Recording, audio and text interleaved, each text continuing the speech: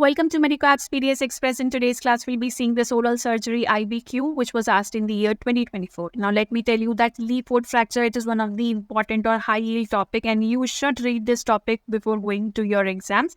Now, let's see this question. So, identify the fracture. So, this is a kind of pyramidal fracture.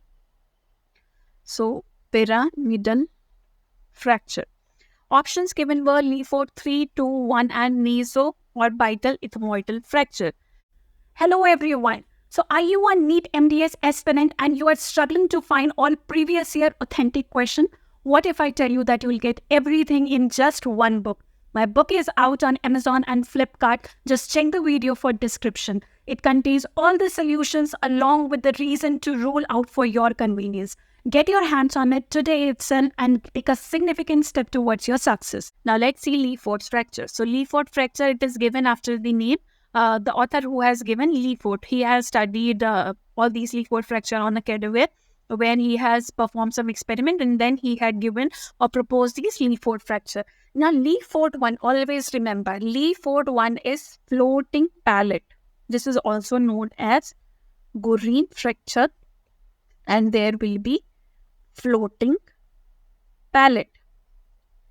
Whereas in the Lee-Ford 2, which was given in the question, it's a pyramidal fracture and there will be floating maxilla, right?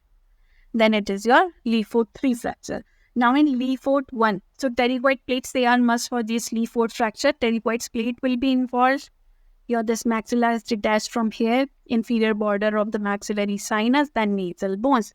In the cases of Lee-Ford 2, pterygoid plate, maxillary bone, you can say lateral border of the sinus, then nasal bones and orbital bones. All these, they are involved and your maxilla will be floating. Whenever you are examining the patient by placing the two fingers, you can see that your maxilla will rock on two fingers, right? And the third is where you can see fracture here at this level involving the nasal bone and entire mid-face involvement is there. That is your Lee-Ford 3. Apart from that, raccoon's eye will be assigned because orbital rim is involved. So patient eye will be like panda eyes or raccoon's eyes will be there. Complete darkness or ecchymosis, you can say in the inferior border region, like this part of the face. So raccoon eye or panda eye, they will also be associated and these are the clinical signs. Whenever you are examining the patient for Lee-Ford 1 or 2, you'll see that your palate or maxilla will rock on two fingers. So this is your Lee-Ford 2. Now coming back to our question, the correct answer is Lee-Ford 2 fracture.